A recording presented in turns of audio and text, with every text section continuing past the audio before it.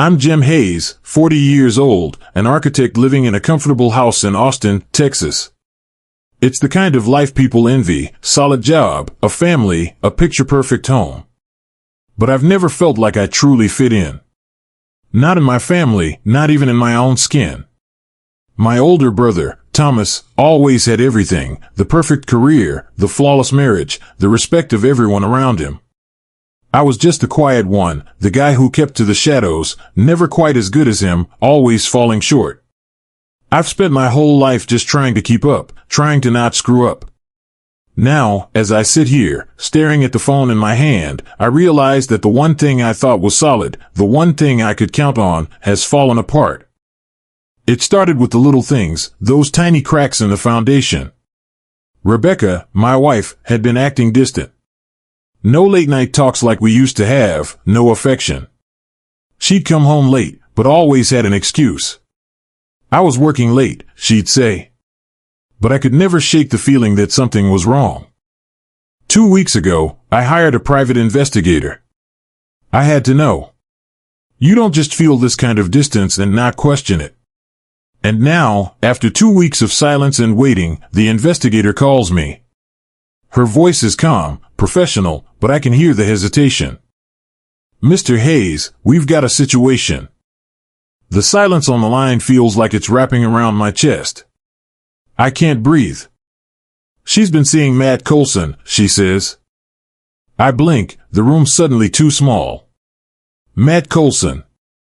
My next-door neighbor. I should have known. I should have seen it.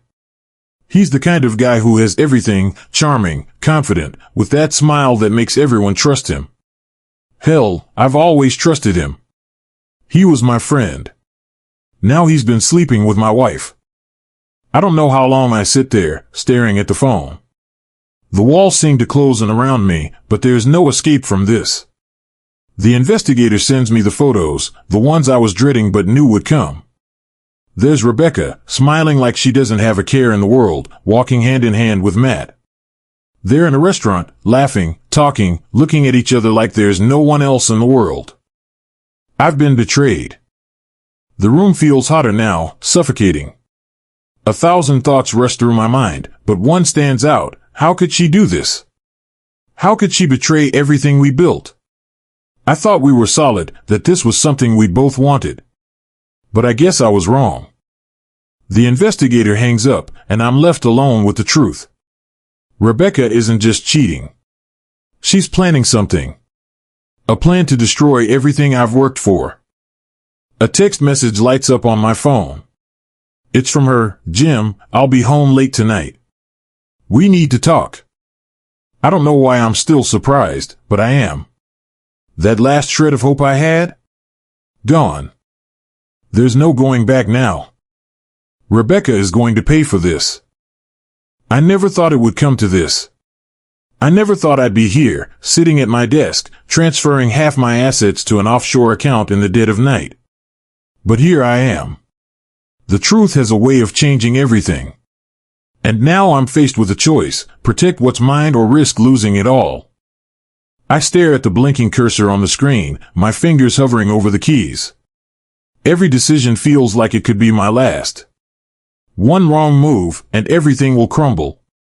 I know that now. Sometimes, you have to act before they do, I remind myself, echoing words I've heard from my old boss. He was talking about business, but it applies here. My life is no longer just a quiet routine of family dinners and late-night work. It's a war. I look at the photo again, the one the investigator sent me. Rebecca, my wife, smiling like she's never done anything wrong, like the last 10 years didn't mean a thing. She's standing next to Matt Coulson, laughing, holding hands. The betrayal hits me like a punch in the stomach every time I look at it. The only thing worse than knowing your wife is cheating on you is knowing she's doing it with someone you call a friend. I close my eyes, the weight of the decision pressing down on me. I haven't told anyone. Not even Thomas, my older brother. He'd never understand. He'd tell me to move on, or worse, brush it off like it's nothing. He's always been the golden child, the one with the answers, the one who never has to worry. I've always been the one who gets overlooked. The quiet one. The one who just watches as everyone else moves ahead. Damn it, I mutter under my breath. I don't have time to think about my family right now. They're not the ones I'm fighting for. I need to protect myself. I need to take control. My phone buzzes on the desk. It's a message from the private investigator. I've found more. Matt is transferring funds from your joint account. You need to act fast. I don't hesitate. I click the link, watching the numbers flash before me on the screen. There's a steady stream of withdrawals, small, almost unnoticeable, but they're adding up. A few hundred here, a few thousand there. It's not enough to raise red flags yet, but I know it's only a matter of time. If I don't move now, I'll be left with nothing. I immediately begin the process of moving what I can. The offshore account, the investment funds, the cash from the safety deposit box. I feel like I'm playing a game of chess, except the stakes are much higher than I ever imagined. One wrong move, and I'll lose everything. The phone buzzes again. This time it's from Rebecca. Jim, can we talk? I'm coming home late tonight. I almost laugh at the timing. She's asking to talk now, after everything? After all the lies? There's no way I'm talking to her tonight. Not until I'm ready. Not until I have the upper hand. My hands shake slightly as I finish the transfers. I make sure to leave just enough in the joint account to keep up appearances. I've made my move, and now I need to wait. I step away from my desk, pacing around the living room. The house feels different now. It's like it's not even mine anymore. The walls close in. I can't stop the thoughts from swirling. What else is she hiding? What else has she planned? The phone rings again. It's Sarah, my lawyer. Jim, we need to talk about what's next. You're going to need to file the paperwork as soon as possible. You're in a delicate position right now. She could contest this. I lean against the wall, rubbing my eyes. It's all coming at me so fast. This isn't just about saving money anymore. It's about saving myself. Saving my life. I can't let her take it all. The tension is suffocating. I feel like I'm walking on a tightrope, waiting for the moment when it all comes crashing down. Sometimes the best way to protect yourself is to build a wall, Sarah's voice echoes in my mind. It's not a choice I wanted to make, but it's the only one left. I hear the door slam. Rebecca's home. I can hear her voice upstairs, calling my name, but I don't respond. I'm not ready for the confrontation yet. She can wait. She can wait until I have a plan. I step into the hallway and glance out the window. Matt's car is parked in front of his house across the street. The shadows grow longer as the sun sets, but I can feel his eyes on me. I know he's watching. I know he's waiting for me to make a move. But I'll be damned if I'm the one caught off guard. I turn back to the door, listening to Rebecca's footsteps as she moves around upstairs. This is war. The phone buzzes again. I stare at it, heart pounding in my chest. It's the investigator, Lisa. I don't want to pick up, but I do anyway. Jim, she says, her voice cool but laced with urgency. I've got more. This time it's worse. I swallow hard. My throat tightens as she speaks, but her next words shatter my calm. Matt's been taking money from your joint account. He's been doing it for weeks. Small withdrawals. But now, it's adding up. The room feels like it's closing in. My blood runs cold. I was expecting an affair. I was ready for lies, for betrayal. But this goes deeper than I thought. It's not just about her cheating, it's about him making a play for everything I've worked for. How much? I ask, my voice trembling despite myself. Enough that it could sink you, Lisa replies. If you don't act now, you'll lose more than just your wife. My fingers grip the edge of the counter. How did it get to this point? I thought I knew Rebecca, thought I could trust her. But now, everything I thought was stable has unraveled. I stare at the numbers on my phone, the stark reality of what's happening. Matt Coulson, my so-called friend, has been helping Rebecca manipulate me. He's using the affair to get access to everything he needs. Money, property, my life. It's like they're playing a game, and I'm the pawn.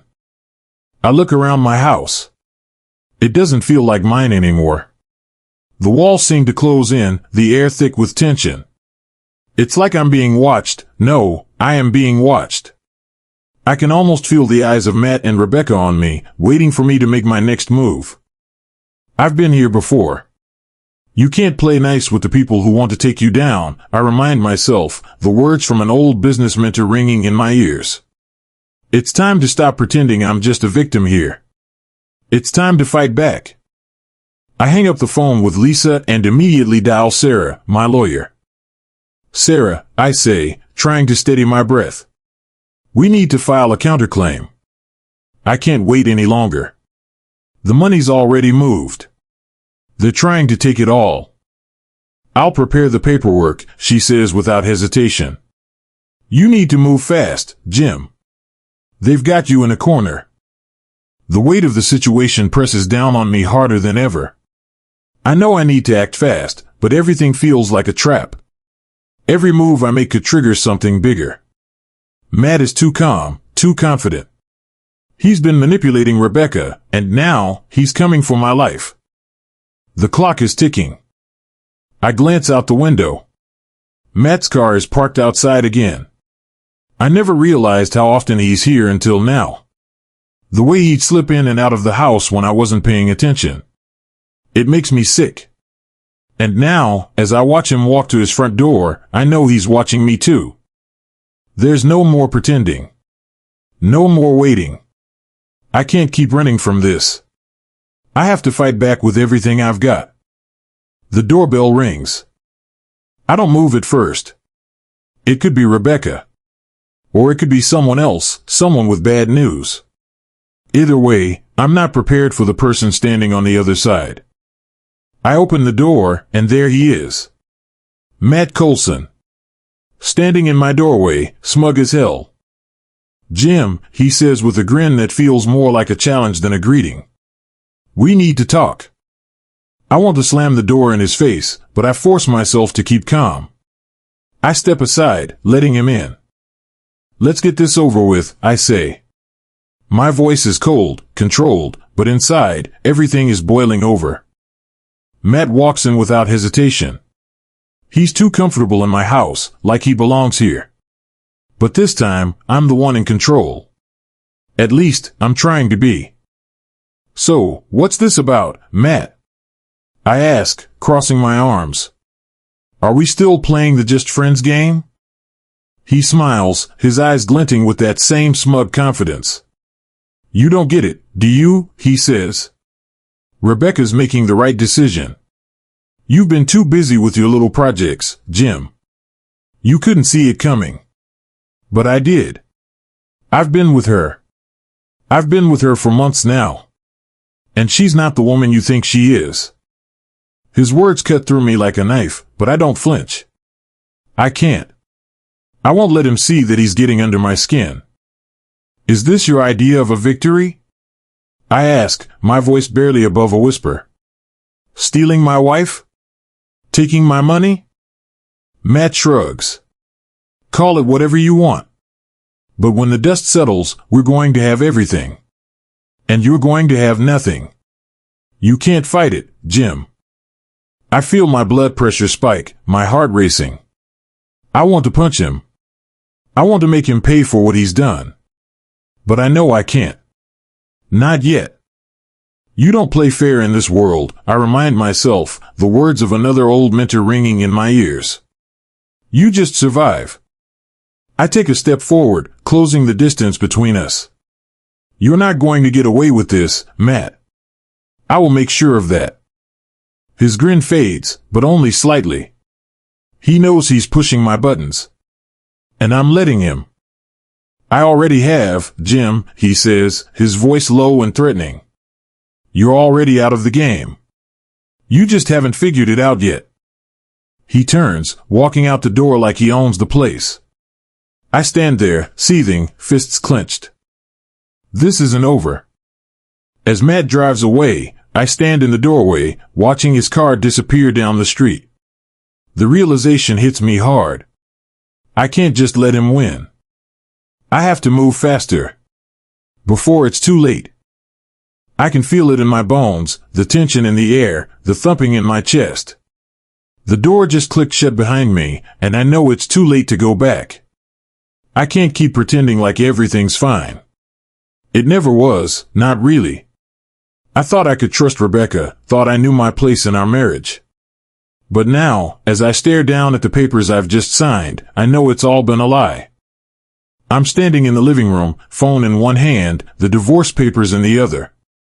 There's a sharp ringing in my ears, like everything is just too loud, too real. You have no idea what you're up against, Jim, I remind myself, whispering the words my lawyer had warned me earlier. I should have listened more closely, I should have known this was coming. But you never expect to be blindsided by the people closest to you. I haven't heard from Rebecca since last night. She texted me, said we needed to talk. I can still see her face, the fake smile she'd put on when she walked in the door. Like everything was okay. She probably thinks I don't know. That's the hardest part, knowing she thinks she's getting away with it. I dial Sarah's number, barely able to control my shaking hands. The call connects almost immediately. Jim, her voice is clipped, focused. What's the status? Are you ready to move forward? I glance down at the divorce papers again. It's official now. Rebecca's already signed. She's taken everything from me, our house, our assets, even the future I thought we were building. Yeah, I say, trying to sound calm. I'm ready. Let's make it official. I've already filed the preliminary claim, Sarah responds. We'll need to move quickly. Once Rebecca knows you're onto her, she won't wait. She'll fight back. I hang up without responding. There's nothing left to say. The room feels too small, too tight. The walls are closing in on me. I'm stuck in a game I didn't even know I was playing. I need air. I need to get out of this house, but I can't leave yet. Not until I know my next move. I step outside, the heat of the day hitting me in waves. The sun is just starting to set, casting long shadows across the street. I feel like I'm being watched. I can't shake the feeling. The neighbors are still at their windows. I'm sure Matt is watching me right now, waiting for me to make my next move. There's a loud crunch under my feet. I look down. It's a piece of glass shattered. I bend to pick it up, a shard of mirror. The way it catches the light, the way it looks like a reflection of myself, it makes me feel like I'm losing grip on everything. Who am I anymore? What happened to the man who trusted his wife, his neighbor, the one who thought he had everything under control? The phone rings again. Rebecca. I don't answer. Instead, I stare at the screen, at her name, the woman who's spent months lying to me. Who's been planning this whole thing? Who thought I wouldn't figure it out? I take a deep breath. I need to be smarter. I glance back at the house. The windows are all shut tight, the blinds drawn. The silence is suffocating. I can feel the weight of everything, the secret that's been simmering beneath the surface for far too long. Play your cards right, Jim.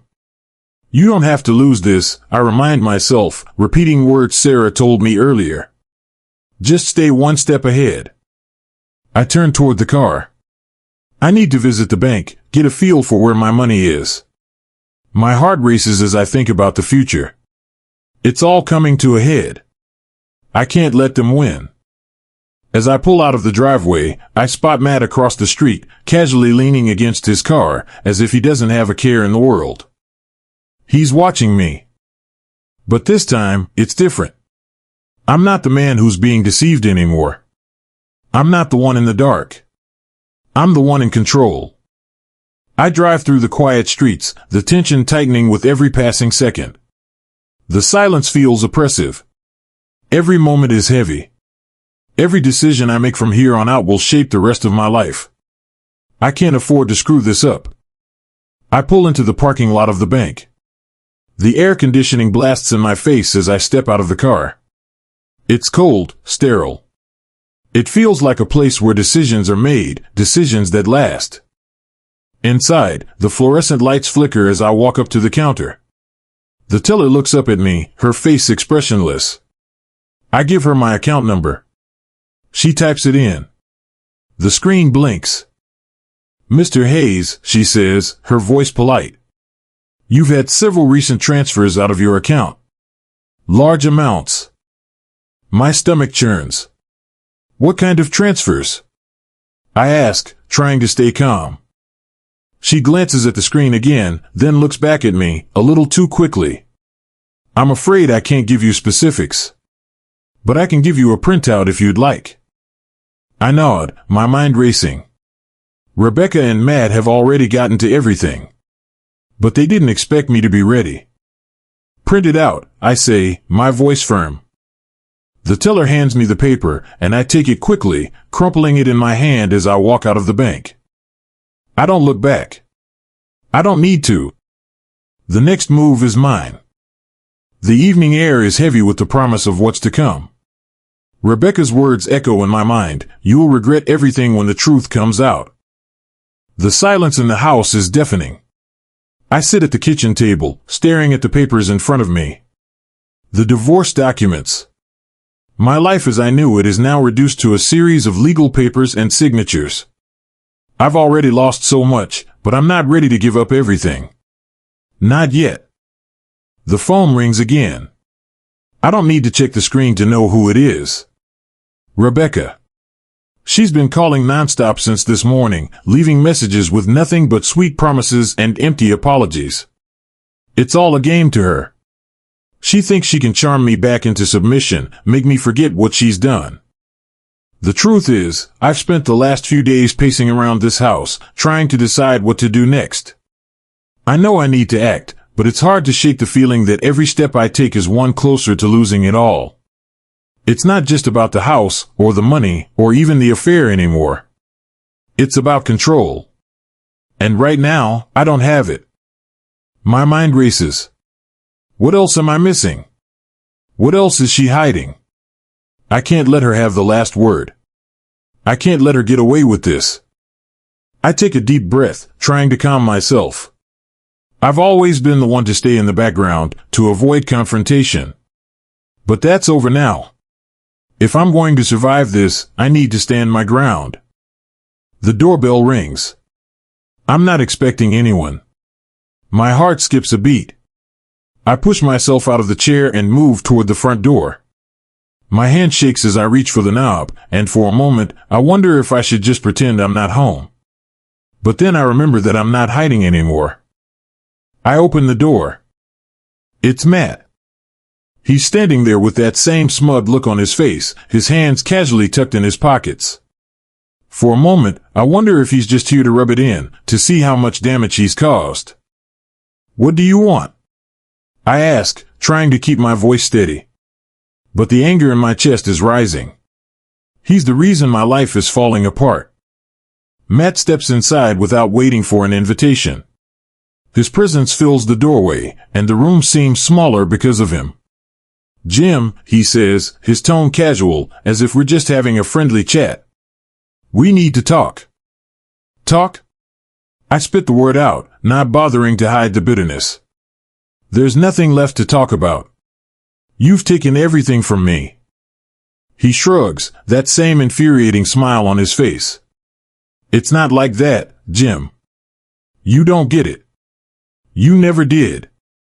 I feel a surge of rage, but I force myself to stay calm. I need to stay in control. "I know exactly what's going on, Matt," I say, my voice low. "You've been planning this for months. You've been using Rebecca, and now you think you can just walk in here like you own everything." Matt laughs, and I hate how easy it is for him. "Look, I'm not here to argue. I'm here to help you see the reality. You've been living in denial, Jim. Rebecca's been unhappy for years. She's with me now. And we both know you can't keep up with her. You never could. His words hit harder than I expected. I want to scream, but I bite my tongue. He's trying to break me. To make me doubt everything I thought I knew. But it won't work. Not now. I've been a good husband, I say through gritted teeth. I've been here for her. I've done everything she's asked of me. And now you're telling me it wasn't enough? Matt steps closer, his voice dropping to a conspiratorial whisper. It wasn't, Jim. She wanted more. She wanted someone who could give her everything. And I can do that for her. I can feel the blood rush to my head, the pressure building in my chest. Everything I've worked for, everything I believed in, is slipping away with every word he speaks. You don't know anything about her, I snap, my voice trembling with fury. You've been using her just as much as she's been using you. But you won't get away with it. You won't take my life from me. Matt doesn't flinch. I already have, he says, his voice soft. You're too late, Jim. The house, the assets, they're already mine. Rebecca signed everything over. For a moment, the world goes quiet. The words hang in the air like a death sentence. Rebecca signed everything over? I feel my stomach drop. It can't be true. It can't be.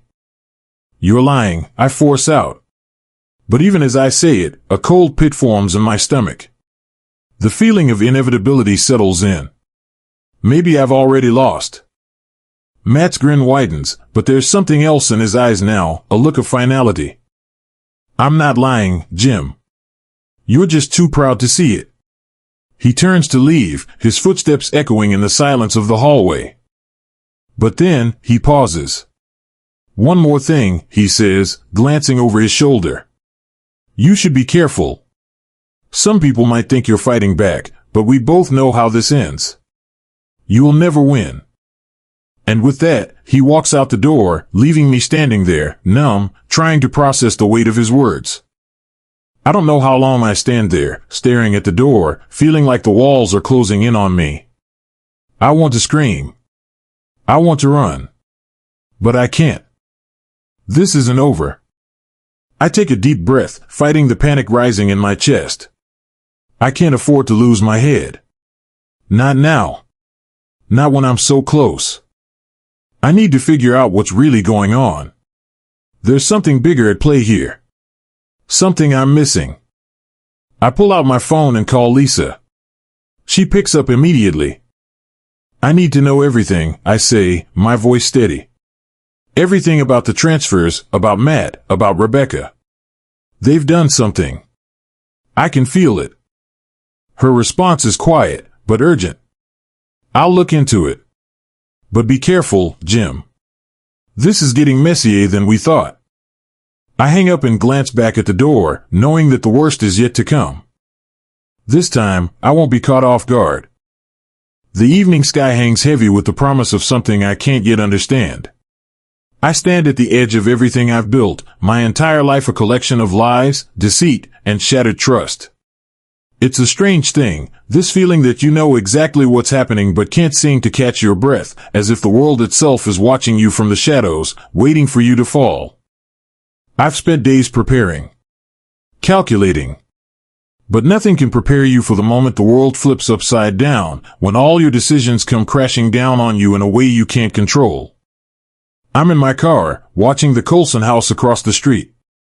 Matt's car is parked in the driveway, just as it always is. But now it feels different. I'm not the fool anymore. I see through the act. I see through everything. The phone buzzes. Rebecca. I don't answer. There's nothing left to say to her. Nothing she can say to make it right. She's gone too far, and now, I'm done being her fool. The quiet hum of the engine fills the air as I pull away from the curb. The day feels suffocating, but I have to move. The next step is too close now to hesitate. I pull into the parking lot of the courthouse, the cold concrete stretching in front of me. This is it. The moment that will define everything. The moment where my life either crumbles to dust, or I get back everything I deserve.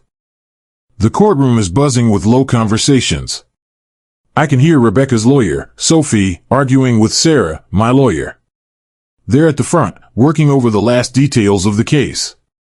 I'm sure Sophie is thinking this is just another easy win, another case of a man being caught off guard by a woman who wants more. But what Sophie doesn't know is that I've already made my move. I've already done what I had to do.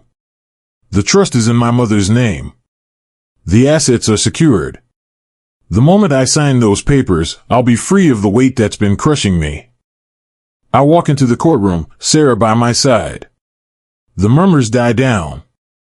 I sit at the table, taking a deep breath as I prepare for the storm that's about to hit. The judge enters, and the room settles into an eerie quiet.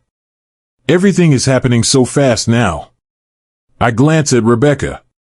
Her eyes are cold, calculating, as though she's waiting for me to beg. I wonder, for a moment, if she believes I'll fold. If she thinks I'll hand everything over without a fight.